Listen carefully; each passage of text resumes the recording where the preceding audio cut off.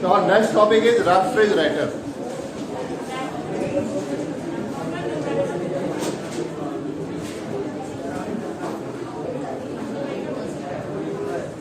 देखिए refrigerator we can say it is a reverse heat engine. It is reverse heat engine. जब भी हम refrigerator बोले जो आपने हीट इंजन पढ़ा था उसकी प्रोसेस को रिवर्स करेगा। एक सिंपल तरीके से पहले आप समझें, वाटर हमेशा high pressure to low pressure flow करता है, या वी कैन से अधिक हाइट से कम हाइट की ओर फ्लो करता है। वाटर का नॉर्मल जो फ्लो है, जो नेचुरल लॉ है, अगर वाटरफॉल है तो ऊंचाई से नीचे की ओर गिरता है। अगर मैं चाहता हूं कि वाटर नीचे से ऊपर जाए तो मुझे क्या करना पड़ेगा? कुछ ना कुछ वर्क करना पड़ेगा, कुछ ना कुछ वर्क करना पड़ेगा। वाटर नेचुरल लॉ से टॉप टू बॉटम आएगा, लेकिन मुझे बॉटम टू टॉप लेके जाना है, उसके नेचुरल लॉ के अपोजिट मुझे कुछ ना कुछ वर्क करना पड़ेगा। जैसे कि आप रोज करते हैं कि मोटर लगा करके टंकी में पानी भर लेते हैं। आपने क्या किया, इसको अपन रिलेट करेंगे आगे चल के रेफ्रिजरेटर से, अच्छे से समझना। आपने क्या किया, जब आपने मोटर ऑन की, आपने इलेक्ट्रिकल एनर्जी को मैकेनिकल वर्क में कन्वर्ट किया और उस वर्क ने उस वाटर को ऊपर ले गया। यही हुआ, इसमें कुछ भी समझने लायक था। अब आपके पास हम बात करें रेफ्रिजरेटर की। इस केस में यहां पर भी एक सोर्स होगा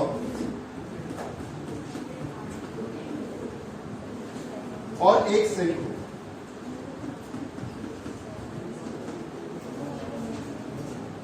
टर्मिनोलॉजी को चेंज नहीं करेंगे। The temperature of source is T1 and the temperature of sink is T2 and we know very well that T1 is greater then.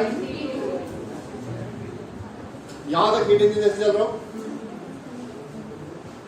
Normally क्या होगा, high temperature to low temperature heat flow करेगी, लेकिन हम चाह रहे हैं कि heat low temperature to high temperature flow करे।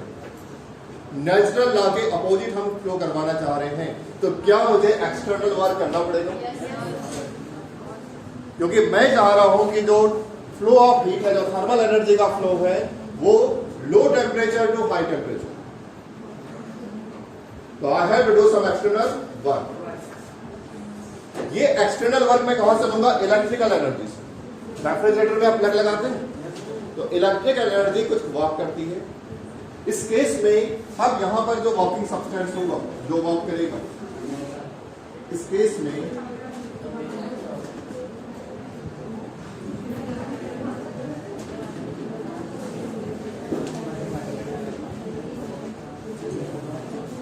The direction of heat is, suppose यहां पर एक Q1, यहां पर एक Q2, लेकिन हीट का डायरेक्शन देखो लो टेम्परेचर से हाई टेम्परेचर की तरफ होगा।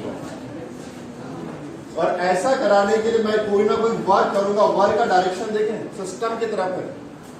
Work done on the system, system पर वर्क कर रहा है, सिस्टम काम नहीं कर रहा है, सिस्टम पर काम कर रहा है। एक और इंटरेस्टिंग फैक्ट होगा, मैं यहां से जितनी हीट निकालूंगा, गौर से सुनना, मैं सिंक से जितनी अमाउंट में हीट निकालूंगा उससे ज्यादा अमाउंट हीट यहां पहुंचेगी। रेफ्रिजरेटर का सबसे इंपॉर्टेंट पॉइंट, मैं जितनी हीट यहां से निकालूंगा उससे ज्यादा हीट यहां पहुंचेगी। कैसे? ये जो वर्क है ये कन्वर्ट होगा,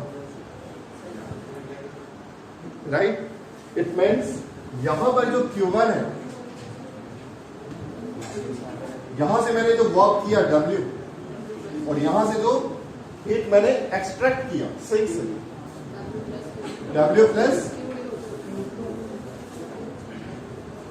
गॉट इट? इसका मतलब है W इक्वल्स टू क्या होगी? Is it clear? यहां पर आप देखें, लो टेम्परेचर से थर्मल एनर्जी हाई टेम्परेचर की ओर जा रही है। बाकी हीट इंजन ही है, लेकिन बाकी कैसे? Reverse. That's why we can say refrigerator is reverse heat engine. बाकी सारे वही कार्नोट के प्रिंसिपल आपके लगेंगे। जो सबसे इंपॉर्टेंट प्रिंसिपल आपने पढ़ा था कौन सा?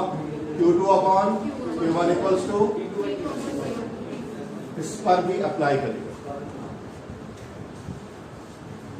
Is it clear? इससे पहले प्रेस डायग्राम को लो। तो देखिए रेफ्रिजरेटर की अगर नॉर्मल वर्किंग समझे, जैसे आपके रूम में रेफ्रिजरेटर रखा है, रूम का टेम्परेचर मान लो 30 डिग्री सेल्सियस है और आपने यहाँ पे कुछ मटेरियल रखा हुआ है फ्रिज के अंदर, मान लीजिए जिसका टेम्परेचर 4 डिग्री सेल्सियस। क्या कर रहा है ये? इससे हीट निकालता है जो भी मटेरियल है और रूम पे बाहर एक्सट्रैक्ट करता है, इससे निकाल करके फेंक रहा है बाहर। जिस कमरे में रेफ्रिजरेटर रखा होगा उसका टेम्परेचर कम होगा या ज्यादा? बढ़ेगा, इंक्रीज होगा। हीट फेंकी जा रही है कमरे पे, रेडिएट हो रही है। आपके रेफ्रिजरेटर में एक रेडिएटर होता है और एक कंप्रेसर होता है। कंप्रेसर जो वर्क करता है, ये वाला जो वर्क है ये कंप्रेसर करेगा और जो एक्स्ट्रा हीट आ रही है सोर्स तक तो पहुंच गई, इसको बाहर रेडिएट करेगा रेडिएटर, उस थर्मल एनर्जी को बाहर फेंक देगा। कभी आप फ्रिज के अगर पीछे खड़े हो तो आपको पता चलेगा गर्म महसूस होगा।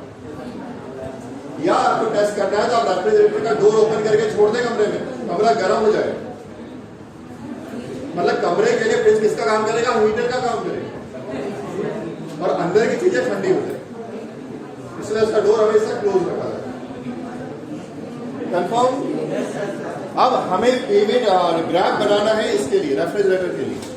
अगली हेडिंग डालो, pressure volume graph for refrigerator.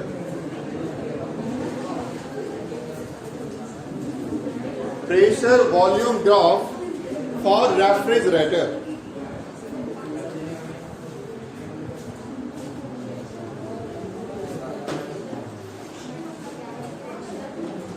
Pressure volume graph for refrigerator, ये नोट्स में नहीं।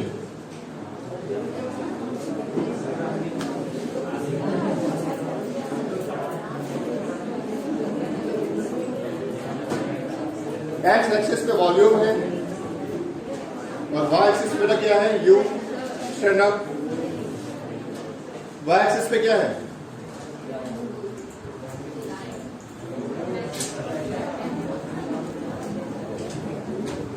तो this curve is just opposite to heat engine. इसमें सबसे पहले एडियाबैटिक एक्सपेंशन होगा, उसके बाद आइसोथर्मल एक्सपेंशन होगा।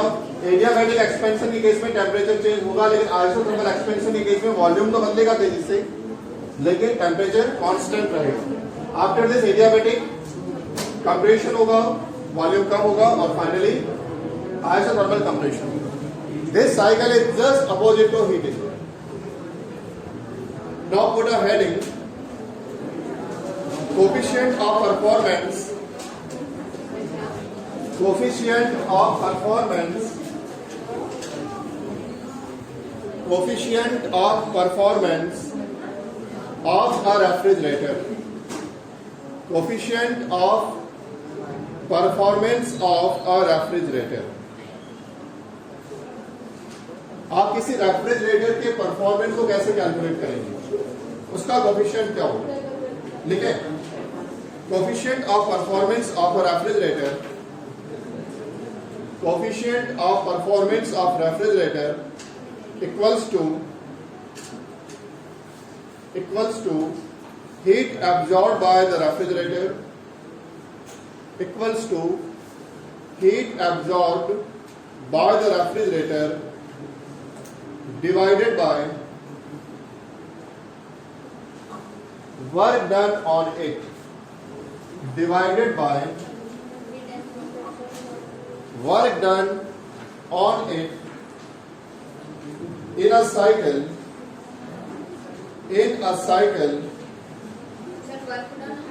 work done on it in a cycle by the external source of energy, by the external source of energy.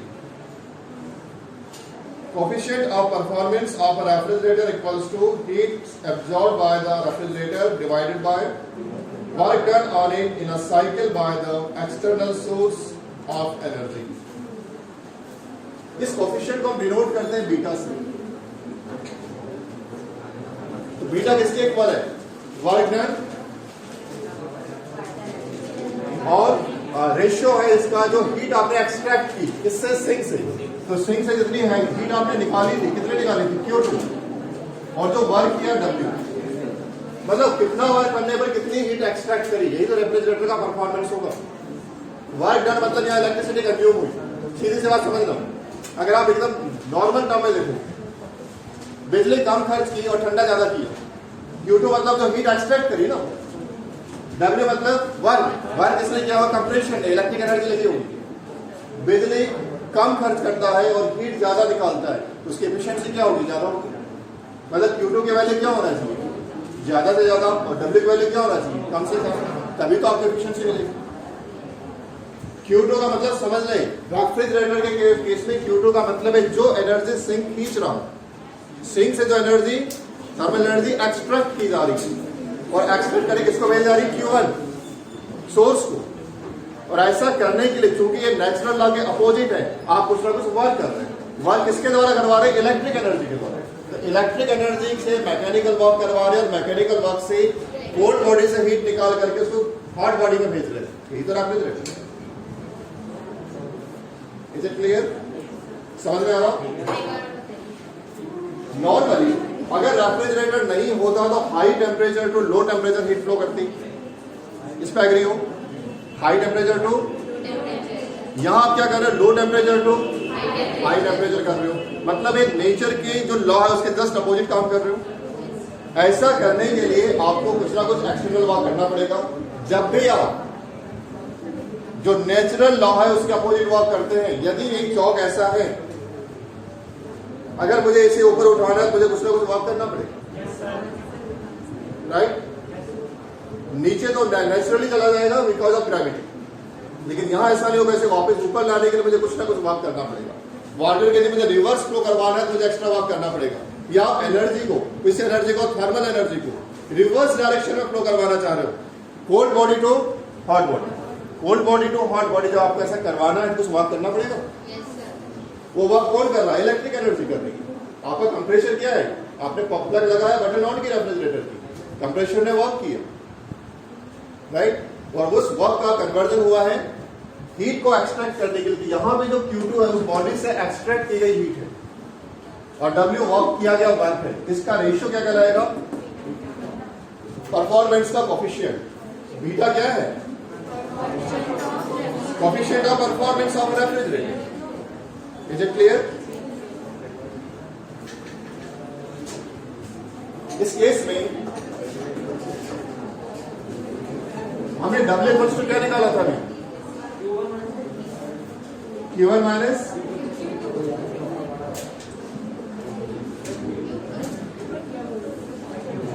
इस case में we can write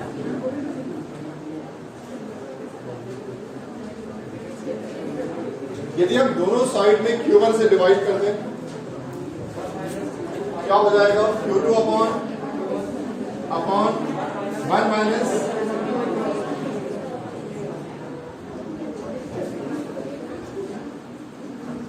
और Q2 अपॉन Q1 किसके सिमिलर होता है, मैंने बोला था रूट वही लगेगा।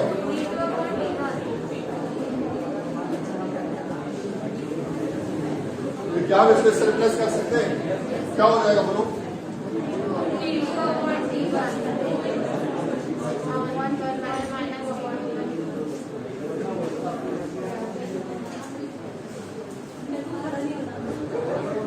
we can write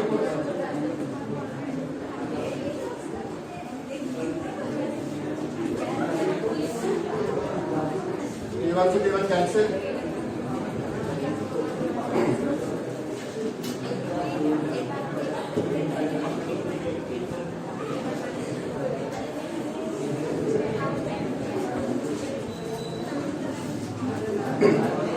नोट कर लें। देखिए हम यहां पे दोनों को रिलेट कर रहे हैं, coefficient of performance and efficiency. तो ईटा इक्वल्स टू आपने क्या डिराइव किया, 1 माइनस T2 अपॉन T1, या इसका इस प्रकार से भी लिख सकते हैं T2 minus T1। T2 upon T1 को मैं साइड कर रहा हूं, इस केस में क्या हो जाएगा, 1 माइनस, इसे इक्वेशन 1 बनाकर रख लें।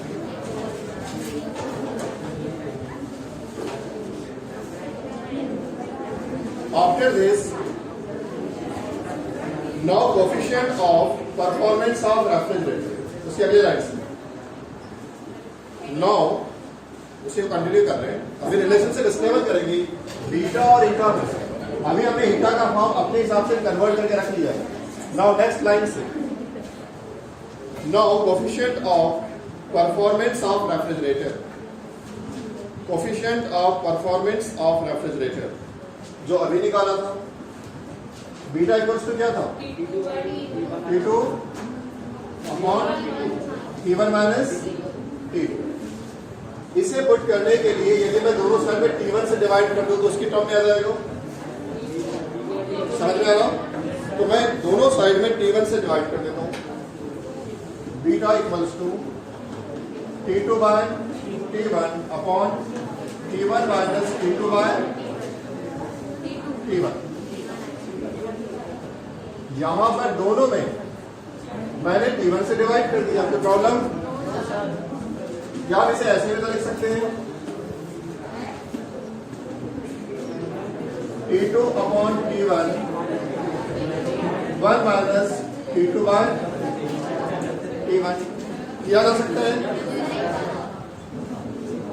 T1 बाय T1 कितना हो गया, 1 माइनस T2 बाय T1। अब आपके पास ये वैल्यू रखी, T2 बाय T1 की वैल्यू कितनी है, लेस कर दें,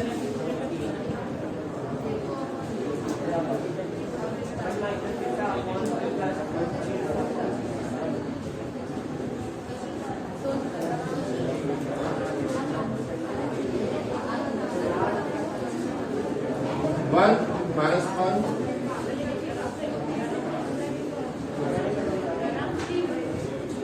1 कैंसिल हो जाएगा,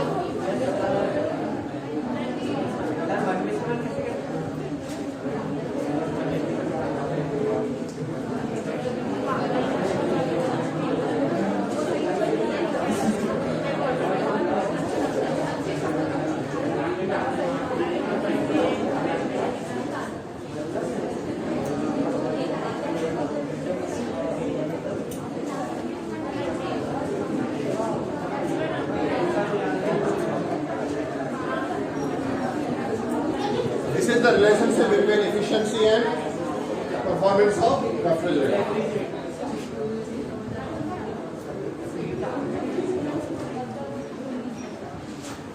कहीं पे डाउट किसी को?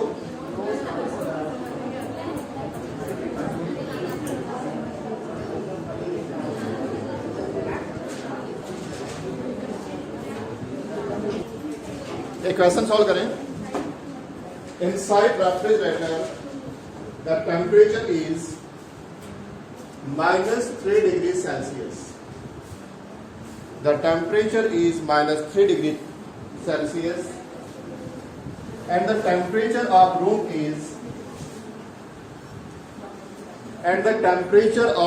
is 27 degrees Celsius.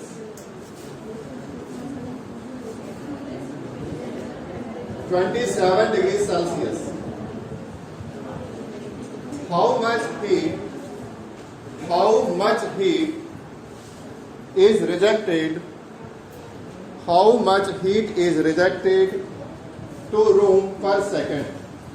How much heat is rejected to room per second if 1 joule electrical energy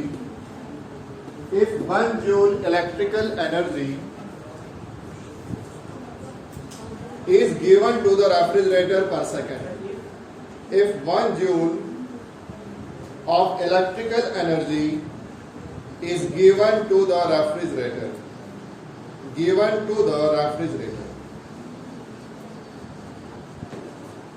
इस केस में बताएं सोर्स का टेम्परेचर क्या होगा, the temperature of source T1 कितना होगा 27 डिग्री सेल्सियस। सोर्स का टेम्परेचर हमेशा ज्यादा होता है, ठीक है।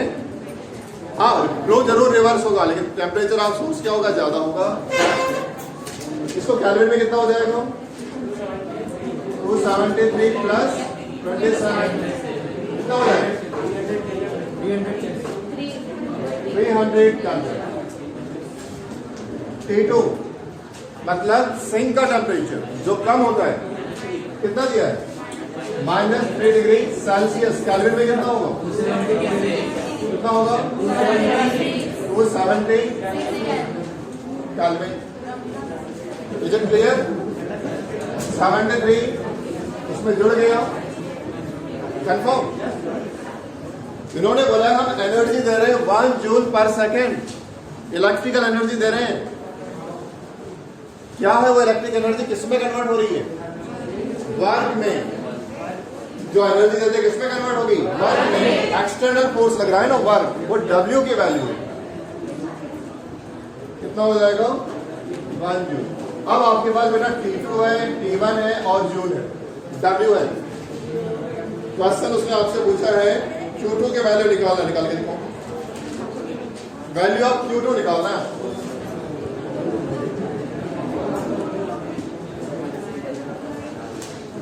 इसे कैलकुलेट करना है।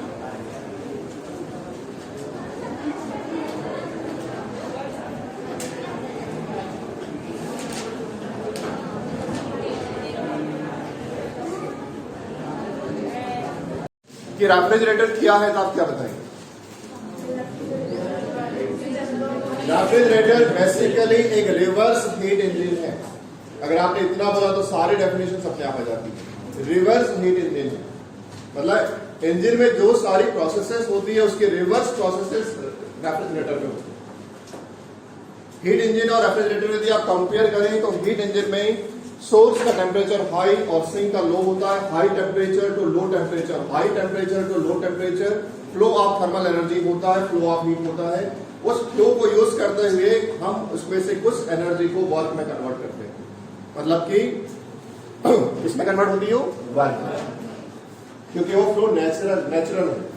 नेचर में हमेशा हाई टेम्परेचर से लो टेम्परेचर की ओर फ्लो होता है। It is the second law of thermodynamics कि हर एक प्रोसेस रिवर्सिबल नहीं होती है ऑटोमेटिकली। उसमें कोई एक्सटर्नल फोर्स लगाने पर हम उसे रिवर्स कर सकते हैं, अदरवाइज प्रोसेसेस का डायरेक्शन नेचुरल लॉ के अकॉर्डिंग ही होता है, राइट। तो हमने हीट इंजन में थर्मल एनर्जी को कन्वर्ट किया था वर्क में। आपकी बाइक, आपकी स्कूटी सब इसी से बनी थी। रेफ्रिजरेटर में इसका उल्टा था, इसमें कि कोल्ड बॉडी से हीट निकाली जा रही है।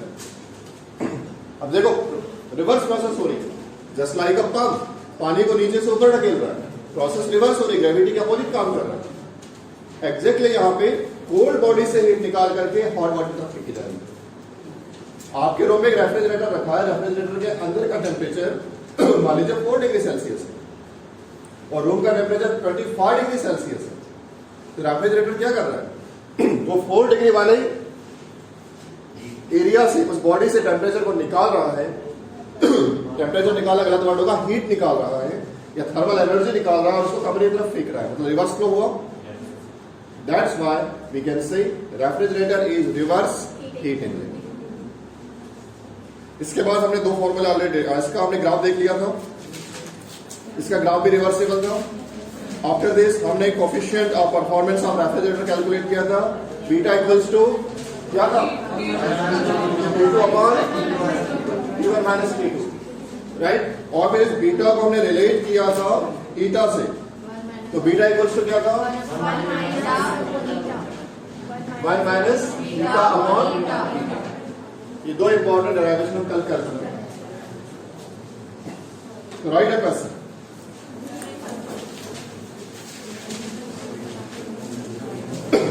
Write a question.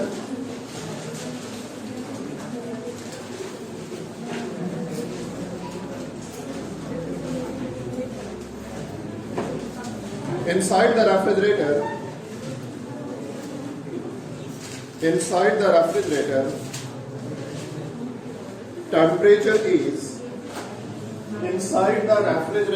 temperature is -3 degree Celsius. ये हो गया था जी? आंसर निकाल लिया था 9 जूल इसको?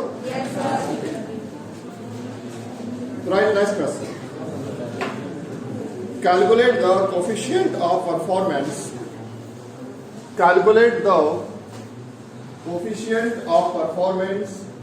of a refrigerator. Calculate the coefficient of performance of a refrigerator working between working between 0 degree Celsius and 70 degree Celsius. 0 degree Celsius and 70 degree Celsius. Straight question है, इससे आसान क्वेश्चन नहीं हो सकता. सीधे कोफिशिएंट ऑफ परफॉर्मेंस पूछा है. Formula आपके पास पता है. पहले बताओ इसमें T1 क्या होगा, T2 क्या होगा. T1 कितना होगा, high temperature 70 degree Celsius. Kelvin में कितना हो जाएगा, 273 प्लस 70 कितना हो गया, 343 केल्विन. और T2 कितना होगा, 0 degree Celsius means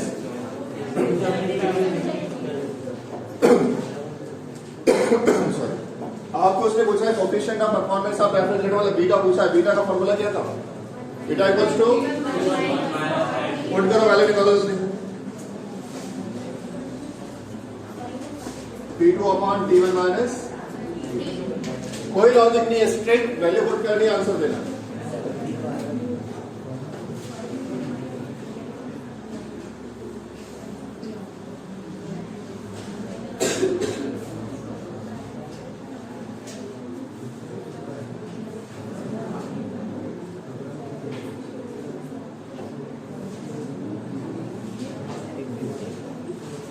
academic question से कॉम्पिटिशन में इस टाइप का लड्डू क्वेश्चन कभी नहीं आता. सिंपल वैल्यू डाल दी और आंसर दे देना.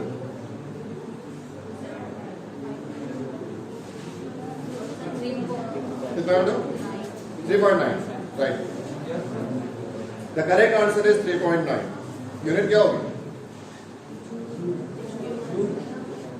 अगर यूनिट का आंसर दोगे, यूनिट कितनी होगी जल्दी. महामूर्ख हो, रेशियो की यूनिट दोगे. ऊपर भी टेम्परेचर नीचे भी टेम्परेचर. थोड़ा तो कॉमन सेंस लगाना करो.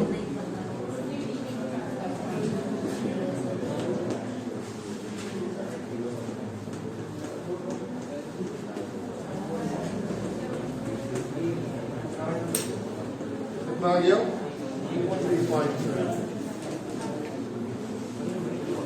ठीक है. इस टाइप के इस लेवल का क्वेश्चन तो सबसे बनना चाहिए. इससे आसान कुछ नहीं हो सकता. ये 10th लेवल का क्वेश्चन है कि फॉर्मूला दिया रहता था, वैल्यू पुट करके आंसर लिखना होता था, सोचना नहीं पड़ता था ना. एक ऐसा और दे रहा हूं, एकदम सिंपल, खुद से सॉल्व करोगे. लिखो,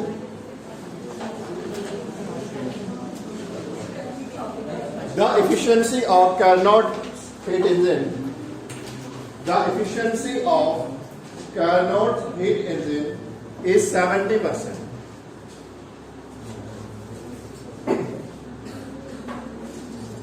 The efficiency of a Carnot's heat engine is 70%. On reversing it, what will be the coefficient of performance of refrigerator? What will be the coefficient of performance of refrigerator?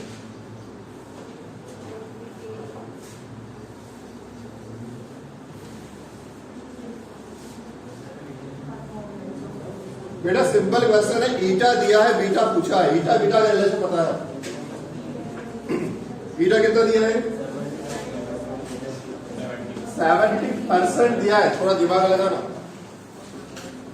Value में आप percentage value नहीं डालेंगे. तो 70% without percent कितना होगा, 0.7. Right. Beta आपको calculate करना है, फिर आंसर दो. रिवर्स कर दिया. हीट इंजन को रिवर्स करने से क्या बना दिया, रेफ्रिजरेटर बना दिया.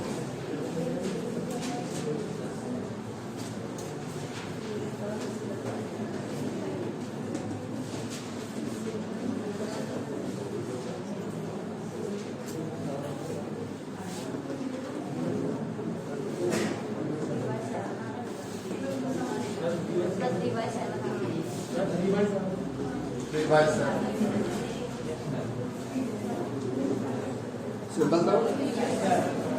बीरा का लड्डू का सेंस. पॉइंट पे कितना हो जाएगा बता दो जल्दी से.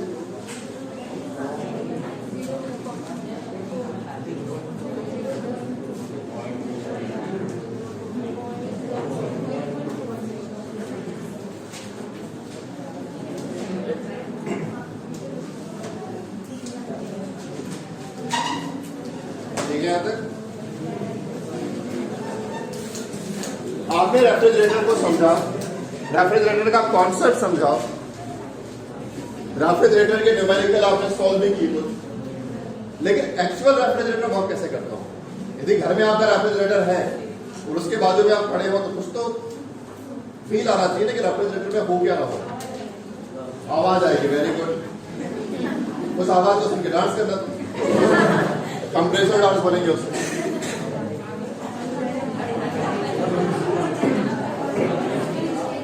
तो हेडिंग डालो structure of refrigerator. Structure of refrigerator.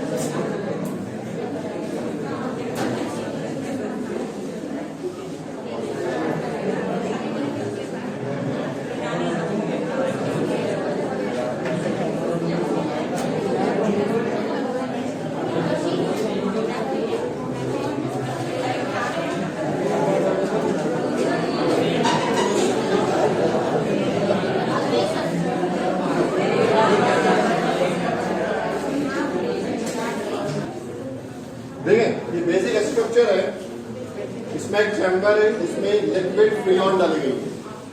पहला क्वेश्चन होगा कि रेफ्रिजरेटर में आप फ्रीऑन की क्यों यूज कर रहे हैं? तो पहली बात है कि जो होम अप्लायंसेस होते हैं रेफ्रिजरेटर जैसे किचन में रहते हैं, किचन में ऑलरेडी स्टोव जलता है, मतलब फायर वर्क होता है। इस केस में हमें अगर इसमें कुछ लीकेज हो गया तो ये नहीं होना चाहिए कि किचन में आग लगे। तो freon is non flammable gas, उसमें आग नहीं लग सकती। दूसरी बात है लीकेज हो गया, पहले इसमें अमोनिया डाला जाता था, लिक्विड अमोनिया, वो थोड़ी सी टॉक्सिक है, ये नॉन टॉक्सिक है, मतलब अगर लीकेज हो गया तो किसी को नुकसान नहीं होगा। तो for safety purpose freon is the best option. और साथ में इसको साइक्लिक जब एक्सपेंशन और कंप्रेशन चलेगा तो चूंकि आइडियल गैस है तो इसके मॉलिक्यूल्स के बीच में फोर्स ऑफ अट्रैक्शन कम होगा, दैट्स व्हाई बहुत इफिशिएंटली वर्क करेगी। लेकिन फ्रीऑन के साथ थोड़ा सा ऑयल भी मिक्स कर दिया जाता है ताकि लुब्रिकेशन का काम करे। जो गैस के मॉलिक्यूल्स हैं उनके बीच में थोड़ा सा भी फ्रिक्शन क्रिएट ना हो, इन चीजों का ध्यान रखा जाता है। दैट्स व्हाई यहां पर फ्रीऑन यूज किया जाता है। आफ्टर दिस ये गैस इस साइड से फ्लो करता है और एक जेट तक पहुंचता है। इस समय गैस का टेम्परेचर लो होता है, ठीक है। और सॉरी गैस नहीं बोलेंगे, लिक्विड, अभी तक लिक्विड फॉर्म में, प्रेशर में है, ये लिक्विड है, तो लिक्विड फ्रीऑन मतलब अभी तक इसका जो स्टेट है वो लिक्विड है और यहां से एक जेट होता है जिससे बहुत तेजी से इसको रिलीज किया जाता है। तो यहां पे इसका एक्सपेंशन होता है और स्टेट चेंज होती है। स्टेट चेंज होने पे लैटेंट हीट वर्क करेगी और आपको पता है लैटेंट हीट बहुत बड़ी मात्रा में हीट कैप्चर कर लेगी। तो क्या करेगा, उसका टेम्परेचर तेजी से गिरेगा, जैसे एक्सपेंशन ऑफ फ्रीऑन होगा तो यहां पे तेजी से टेम्परेचर गिरेगा। तो यहां पे जो भी है, जैसे यहां पानी रखा हुआ है तो टेम्परेचर गिरेगा तो जो थर्मल एनर्जी किससे लेगी, वाटर से। तो चूंकि वाटर से उसने एनर्जी निकाली तो वाटर किसमें कन्वर्ट हो गया, आइस में। मतलब वाटर की थर्मल एनर्जी किसमें आ गई, फ्रीऑन में आ गई। Is it clear? वाटर की जो थर्मल एनर्जी थी, अब समझाने के लिए हमने वाटर बोला है, वाटर भी हो सकता है, आपकी कोई सब्जी भी हो सकती है, आइसक्रीम भी हो सकती है, कुछ भी हो सकता है, जिसको आपने फ्रिज के अंदर रखा, समझाने के लिए वाटर रखा है। ये तो बोलेंगे सर फ्रिज आपने वाटर वाला ही बताया। तो यहां पर जो मटेरियल होगा उससे हीट वो एक्सट्रैक्ट करेगा और वो हीट किसमें आ गया, थर्मल एनर्जी किसमें आ गई, फ्रीऑन में। फ्रीऑन अब गैस है, ये आगे बढ़ेगी। इसके बाद यहां पर एक कंप्रेशन होगा जो इलेक्ट्रिक मोटर से कनेक्टेड होगा। अब यहां पर इस गैस जो आ रही है इसको कंप्रेस किया जाएगा। जब इसको कंप्रेस किया जाएगा, यहां पे एक वॉल होगा जो गैस को इधर नहीं जाने देगा, सामने रख देगा। समझ रहे ना, वॉल वन डायरेक्शन फ्लो के लिए यूज किया जाता है। यहाँ एक वॉल वगैरह दिया नहीं है, जैसे आप सोचेंगे प्रेशर डाला इधर क्यों नहीं, यहाँ वॉल है मतलब इस साइड रख लेगा। तो इस केस में बिकॉज ऑफ हाई प्रेशर जब गैस कंप्रेस होगी तो उसका टेम्परेचर इंक्रीज होगा, तो ये गैस अब हॉट गैस होगी, राइट। तो ये जो ये वाली बॉडी हॉट होगी तो यहां पर रेडिएटर होगा जो यहां से हीट फेंक देगा बाहर। यहां हीट थर्मल एनर्जी रेडिएट हो रही, समझो यहां पे जो थर्मल एनर्जी रेडिएट हो रही कहां से आई थी, यहां से, इस वाटर से जो थर्मल एनर्जी निकाला था उसे रेडिएटर ने बाहर डाल दिया रूम में, एटमॉस्फेयर सराउंडिंग में। Is it clear? तो जो भी सब्सटेंस फ्रिज के अंदर रखा होगा उससे हीट एक्सट्रैक्ट की जाएगी और रेडिएटर उसको बाहर फेंक देगा। इसलिए हमने पहले समझाया हुआ है कि अगर रेफ्रिजरेटर जिस रूम में होगा रूम का टेम्परेचर बढ़ेगा क्योंकि हीट को बाहर फेंक रहा होगा। इसके बाद जब इससे रेडिएटर ने हीट बाहर फेंक दी, थर्मल एनर्जी रेडिएट हो गई, तो वापस क्या होगा, कोल्ड लिक्विड में कन्वर्ट हुआ। चूंकि आपने हाई कंप्रेस किया था, गैस फिर से किसमें बदल गई, लिक्विड में, और लिक्विड फिर से कहां चला गया, इसमें, और ये साइकिल चलता रहेगा। इस साइकिल को चलाने के लिए आपको एक एक्सटर्नल फोर्स लग रहा है, मोटर, और मोटर किससे चलेगी, इलेक्ट्रिक एनर्जी से। हमने बोला था इलेक्ट्रिकल एनर्जी से वॉक किया जाएगा। तो बेसिकली यहाँ पे जो वर्क डन हो रहा है कौन कर रहा है, एक सिंपल डायग्राम देखा ना डब्ल्यू, तो जो डब्ल्यू को वैल्यू कौन दे रहा है, ठीक है। और आपको Q1 कहां से मिलेगा, यहां से, ठीक है। यहाँ Q1, यहाँ पे क्या होगा Q2, जो ये रहा जिसमें कि भेजा, नहीं, ये होगा Q1, ये होगा Q2। ये सिंक है जिससे हीट ली जा रही है। कोल्ड बॉडी से हीट ली जाती है, तो डायग्राम में किससे हीट ली थी, सिंक से। डायग्राम याद करो, पहला वाला सिंपल वाला जो था, सोर्स सिंक, फ्लो क्या था, सिंक से source, low temperature to high temperature, बीच में W आउटपुट हो रहा था, इनपुट, हीट इंजन में आउटपुट, इसमें इनपुट, कंपैरिजन करना डायग्राम। इसलिए हमने लिखा था यहां पे जो आ रही है ये क्या हो गया आपका, सोर्स Q1, तो Q1 इक्वल टू क्या था, W प्लस Q2। यहां पे जितनी हीट, गौर से सुनना, यहां पर जितनी हीट एब्जॉर्ब की जाएगी उससे अधिक मात्रा की हीट रेडिएट होगी। आया, आपने किया, समझाया था मैंने। जितनी हीट रेफ्रिजरेटर के मटेरियल से एक्सट्रैक्ट करेगा उससे अधिक मात्रा की हीट रेडिएट करेगा, क्योंकि वर्क भी तो किस में कन्वर्ट हो रहा है, Q2 में। समझ में आ रहा? यहां पे दो चीजें हो रही है, it is Q2 plus W। दिख रहा है आपको कि दिखाऊं? अगर आप उसमें देखिए, इमेजिन करो, इट इज क्या, Q2 एंड W, और ये क्या होगा, Q1। क्या लिखा था आपने, Q1 equals to Q2 plus W, इसलिए W इक्वल्स टू क्या था, Q1 माइनस Q2। बात समझ में आ रही है? जो मैथ्स है ये प्रैक्टिकल है, ये दिखना चाहिए आपको, तो आपको फिजिक्स आता है। ये तो सबसे बड़ा, ये तो आपका इम्प्लीमेंटेशन है ना, इस चीज को समझाने के लिए लिखा गया। आप इस बात को समझो, वाराणसी नहीं जाना है तो वाराणसी जाने का एक बोर्ड लगा हुआ है कि वाराणसी यहां से 16 किलोमीटर दूर है। आप बोर्ड को देख के खुश मत हो जाओ कि पढ़ लिया आपने, वाराणसी 16 किलोमीटर, आपको वाराणसी पहुंचना है। Is it clear? ये बोर्ड है जो बता रहा है आपको कि भाई ऐसा होता है, ये होता है, इसका मैथमेटिकल रिप्रेजेंटेशन है। तो मैथमेटिकल रिप्रेजेंटेशन जब प्रैक्टिकली दिखाई देने लगे तो उसको बोलते हैं फिजिक्स को फील करो। बहुत सारे टीचर पढ़ाते हैं, बोलते हैं फिजिक्स को फील करो, मतलब आपको दिखना चाहिए फिजिक्स आपकी लाइफ। Got it? क्या रेफ्रिजरेटर समझ में आया? तो ये डायग्राम मैंने आपको जानबूझ के करवाया ताकि आप थोड़ा सा समझ सके कि रेफ्रिजरेटर पढ़ा है तो एक्चुअली रेफ्रिजरेटर क्या है। Is it clear? तो चलो एक और क्वेश्चन करें, एक बार और देखो, सिंपल है। यहां पे लिक्विड फ्रियान डला हुआ है। हमने फ्रियान इसलिए यूज किया कि ये नॉन फ्लेमेबल है, नॉन टॉक्सिक है। फ्रियान के साथ थोड़ा सा हमने ऑयल मिला दिया ताकि फ्रिक्शन को भी कम कर सके। उसके मॉलिक्यूल के बीच में अट्रैक्शन वैसे ही आइडियल गैस है, ऑलमोस्ट आइडियल गैस है, तो कम रहे। अब इस लिक्विड फ्रियान को हमने यहां से प्रेशर से आगे निकाला। साइकिल का काम, घुमाने का काम तो कंप्रेसर कर ही रहा है, प्रेशर दे रहा है, तो जब वहां से ढकेलेगा तो गैस इधर ही आगे बढ़ेगी। ये लिक्विड आगे जाएगा और जेट से बहुत तेजी से बाहर होगा, यहाँ एक्सपेंशन होगा, गैस का एक्सपेंशन होगा, राइट। इस केस में अब जो लिक्विड था किसमें कन्वर्ट होगा, गैस में, फ्रियान गैस में। इस केस में लिक्विड की लैटेंट एनर्जी, जो लैटेंट एनर्जी एब्जॉर्ब करेगा, एक स्टेट से दूसरे स्टेट पे जाते समय लगता है, इसकी एनर्जी ज्यादा होगी तो एनर्जी कहां से लेगा? वो इस वाटर से लेगा। ठीक है, उसने वाटर से एनर्जी ली, इस कारण से इसके पास थर्मल एनर्जी बढ़ रही है और इसकी थर्मल एनर्जी कम हो रही है। इसका टेम्परेचर गिर गया, ये जो वाटर था किसमें बदल गया? आइस में। अब ये जो ठंडी गैस थी यहां से आगे बढ़ने लगी, ये कंप्रेसर तक पहुंची, कंप्रेसर ने उसको तेजी से कंप्रेस किया तो गैस को कंप्रेस किया तो वापस किसमें कन्वर्ट होगी? लिक्विड में।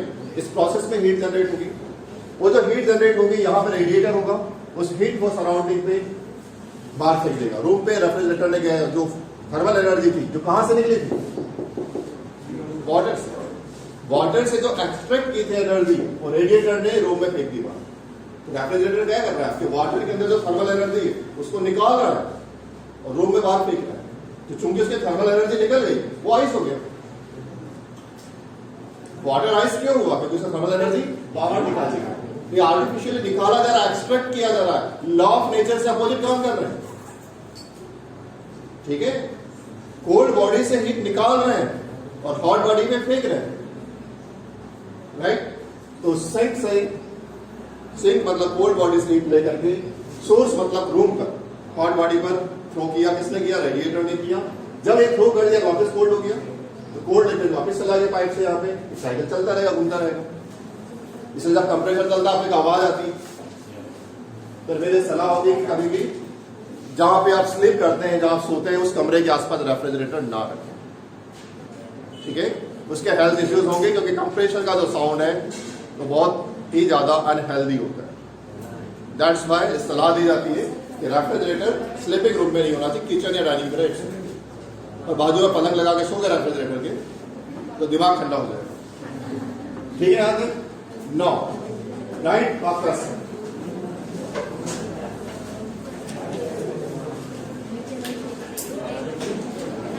A monoatomic gas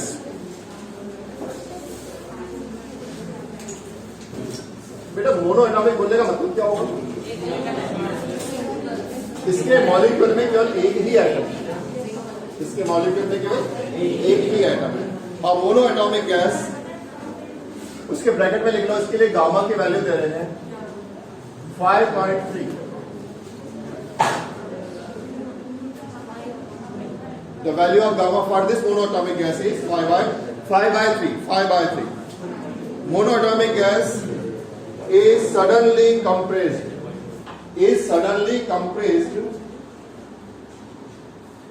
to 1/8. Suddenly compressed to 1/8 of its original volume.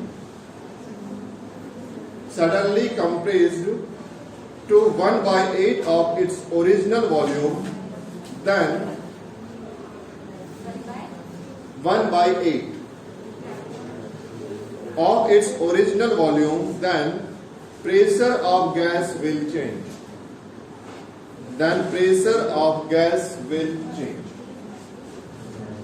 उसमें वॉल्यूम की रिलेशनशिप दिया है।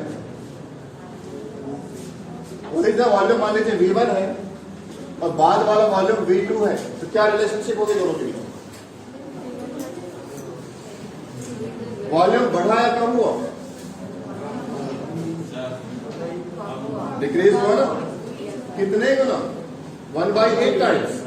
1/8 टाइम्स अगर मुझे इक्वालिटी लगानी है तो मुझे कहां लगाना पड़ेगा? ठीक है, ओके। या आप इसको ऐसे भी तो लिख सकते हैं V/8 equals to V2। V2 इससे इतने गुना छोटा है। ये क्वेश्चन में गिवन है। एक और बड़ी इंपॉर्टेंट लाइन बोला, सडनली कंप्रेस्ड। स्पीड स्लो है कि फास्ट है? आइसोथर्मल की एडियाबैटिक। तो एडियाबैटिक में आपको लॉ चाहिए किसकी टर्म में? प्रेशर और वॉल्यूम की टर्म में। वॉल्यूम दिया है, प्रेशर पूछा है, समझ में आ रहा? तो adiabatic law in terms of pressure and volume derive किया था। बताओ क्या गाइडेंस लॉ था ना? PV P1 V1 gamma equals to Is it clear? Adiabatic law in terms of pressure and volume. It means we can write P1 upon P2 equals to क्या होगा? P2 upon V1. अब आप solve कर सकते हैं, इनका ratio आपको बताना।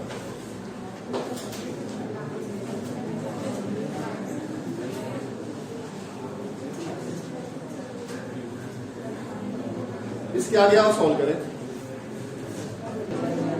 ठीक है, सॉल्व करने के लिए सबसे पहले तो V1 के वैल्यू पुट कर दो। कितना था? This one P1 upon P2 equals to V2 upon 8V2 और गामा की वैल्यू कितनी है? 5/3। V2 से V2 cancel, P1 by P2 1/8 को मैं चलिए 1/8 5/3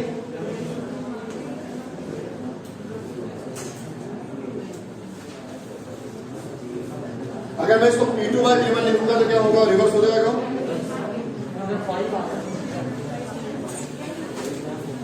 रिवर्स कर दो ना इसको। P2 upon P1 सॉल्व करने आसान हो जाएगा। क्या हो जाएगा?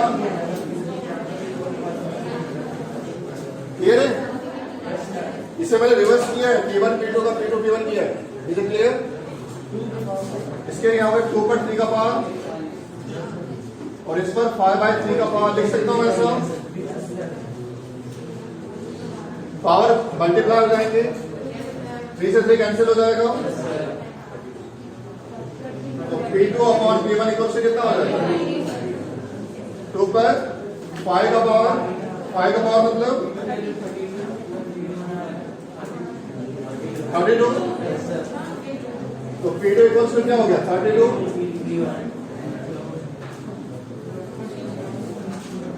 Is it clear?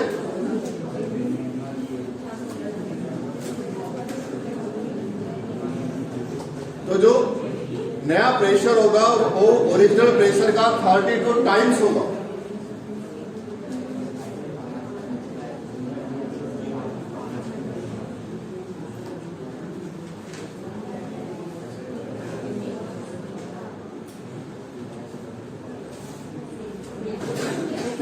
Next question, an ideal gas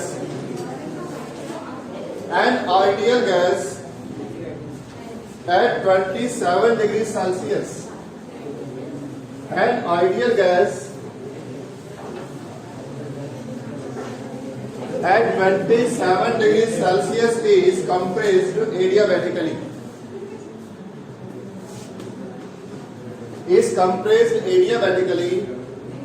To 8/27 of its original volume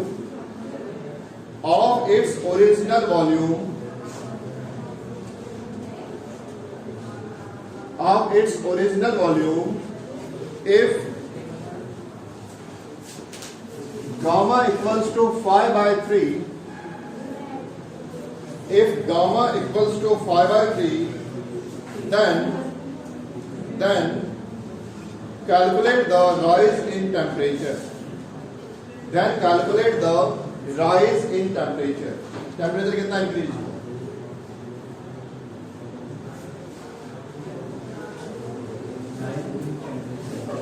बेटा वॉल्यूम का रिलेशन दिया है और टेम्परेचर पूछा है, प्रोसेस एडियाबैटिक है, मतलब adiabatic law in terms of T and V, temperature and volume. इससे सॉल्व होगा। Adiabatic law in terms of temperature and volume किया हुआ है। क्या था?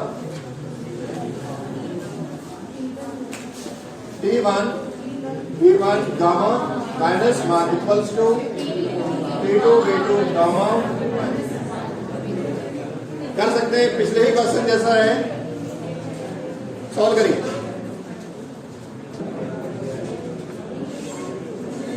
Put all the values. T1 कितना था? 300 अपॉन T2 दिखा देते हैं। V2 कितना था? 8/27 V1 अपॉन V1 पूरे में पावर V1 से V1 कैंसिल,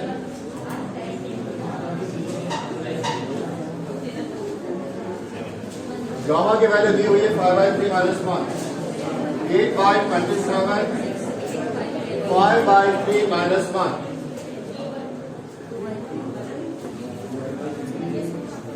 तो 300 अपॉन T2 इक्वल्स टू 8/27। बेटा 5/3 - 1 कितना हो जाएगा? 2/3, 2/3 ये रहे यहाँ पे।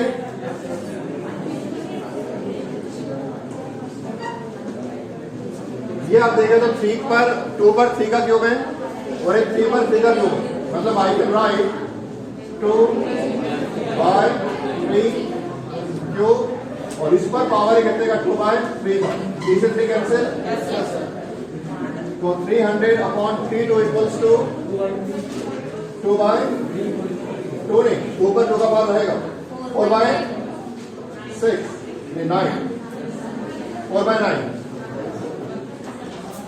तो T2 इक्वल्स टू कितना हो जाएगा? 300 इंटू 9 अपॉन 4, ठीक है? कितना आप देखो कितना आया?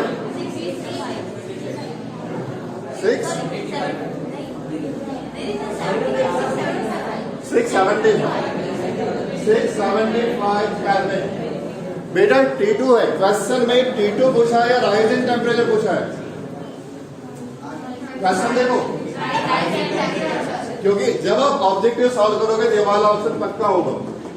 आपको टेम्परेचर, फाइनल टेम्परेचर नहीं पूछा, टेम्परेचर में कितना इंक्रीमेंट हुआ है, मतलब initial temperature minus final temperature, rise in temperature पूछा है। इनिशियल टेम्परेचर कितना था? 300, तो नीचे लिख लो टेम्परेचर राइज,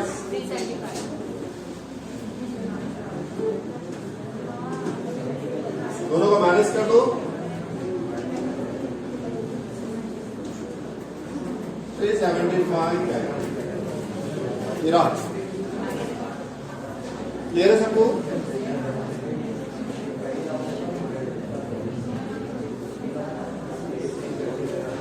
थर्मोडायनामिक्स को यहां पर अब गौर से सुनना। There are two important laws, first law of thermodynamics and second law of thermodynamics. First law ने क्या बोला था आपको? Q equals to W, conservation of energy. Energy को किसी भी फॉर्म से किसी भी फॉर्म में कन्वर्ट किया जा सकता है, ये तो बता रहा था। पर कौन सी प्रोसेस पॉसिबल है, कौन सी प्रोसेस पॉसिबल नहीं है, इसका आंसर आपको फर्स्ट लॉ नहीं देता था। दैट्स व्हाई हमें requirement I second law of thermodynamics की, जिसमें बताता है वो कि जब तक आप एक्सटर्नल वर्क नहीं करेंगे कुछ प्रोसेस नहीं होगी। मतलब कुछ प्रोसेस स्पॉन्टेनियस होती है, कुछ प्रोसेस स्पॉन्टेनियस नहीं होती, कुछ प्रोसेसेस खुद ब खुद होती है, कुछ प्रोसेसेस करवानी पड़ती है, अपने आप नहीं होती। अगर मैं चाकू यहां से छोड़ दो तो अपने आप नीचे आएगा, लेकिन यदि मुझे ऊपर ले जाना है, I have to do some work against law of nature, against law of nature. That's why दो इंपॉर्टेंट स्टेटमेंट्स हैं जो आपकी नोट्स में आएंगे। सेकंड लॉ ऑफ थर्मोडायनामिक्स में आपको पूरा डिटेल में एक्सप्लेन कर चुका हूं। दो इंपॉर्टेंट स्टेटमेंट आएंगे, एक आएगा केल्विन प्लांक स्टेटमेंट।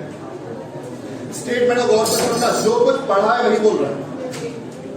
स्टेटमेंट है मतलब आप उसका इज और आर भी चेंज नहीं कर सकते, फुल स्टॉप और कॉमा भी चेंज नहीं कर सकते, जैसा उसने लिखा था वैसा। It is impossible to construct an engine, it is impossible to construct an engine working in a complete cycle which absorbs heat from the source, which absorbs heat from the source and convert it completely into work without bringing any change in the working substance. सीधे सरल भाषा में बोले तो बगैर heat को reject करें आप थर्मल एनर्जी से कोई वर्क नहीं करवा सकते, कुछ ना कुछ हीट आपको रिजेक्ट करनी पड़ेगी। इसी का second reverse statement, second law of thermodynamics का सेकंड स्टेटमेंट लिया था क्लैसियस ने, ये भी नोट्स में आपको आएगा, गौर से सुन लो। It is impossible to construct a self acting machine, ऐसी मशीन तो खुद काम करे। It is impossible to construct a self acting machine which can transfer heat from cold body to hot body. अपने आप चलने वाली मशीन आप ऐसी नहीं बना सकते, आपको एक्सटर्नल फोर्स से बनानी पड़ेगी। In a complete cycle without any external source of energy. That's why refrigerator में आपने अलग से मोटर लगानी कंपलसरी थी। ये था थर्मोडायनामिक्स का कंक्लूजन। नेक्स्ट क्लास से हम स्टार्ट करेंगे सरफेस टेंशन। Thank you.